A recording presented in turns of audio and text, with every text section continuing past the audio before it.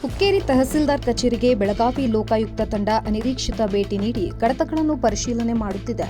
ಸೋಮವಾರ ಮಧ್ಯಾಹ್ನ ಲೋಕಾಯುಕ್ತ ಡಿಎಸ್ಪಿಗಳಾದ ಭರತ್ ಎಸ್ಆರ್ ಮತ್ತು ಪುಷ್ಪಲತಾ ಎಸ್ ಹಾಗೂ ಇನ್ಸ್ಪೆಕ್ಟರ್ಗಳಾದ ವೆಂಕಟೇಶ್ ಯಡಹಳ್ಳಿ ಹಾಗೂ ಎಸ್ಎಚ್ ಹೊಸ್ಮನಿ ನೇತೃತ್ವದ ತಂಡ ಹುಕ್ಕೇರಿ ತಹಸೀಲ್ದಾರ್ ಕಚೇರಿಗೆ ಅನಿರೀಕ್ಷಿತವಾಗಿ ಭೇಟಿ ನೀಡಿ ಕಡತಗಳನ್ನು ಪರಿಶೀಲನೆ ಮಾಡುತ್ತಿದೆ. ಮಾನ್ಯ ಕರ್ನಾಟಕ ಲೋಕಾಯುಕ್ತ ನ್ಯಾಯಾಧೀಶ ಬಿಎಸ್ ಪಾಟೀಲ್ ಆದೇಶದ ಮೇರೆಗೆ ಇಂದು ಅನಿರೀಕ್ಷಿತವಾಗಿ ಹುಕ್ಕೇರಿ ತಹಸೀಲ್ದಾರ್ ಕಚೇರಿಗೆ ಭೇಟಿ ನೀಡಲಾಗಿದೆ ಎಂದು ತಿಳಿದು ಬಂದಿದೆ.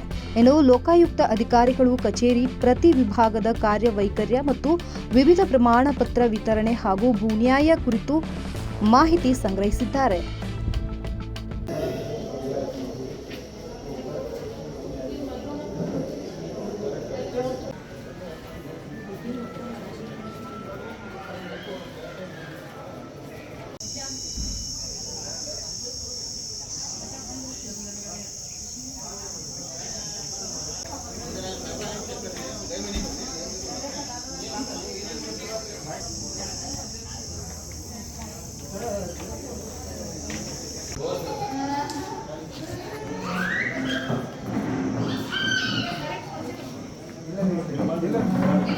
ಇಲ್ಲ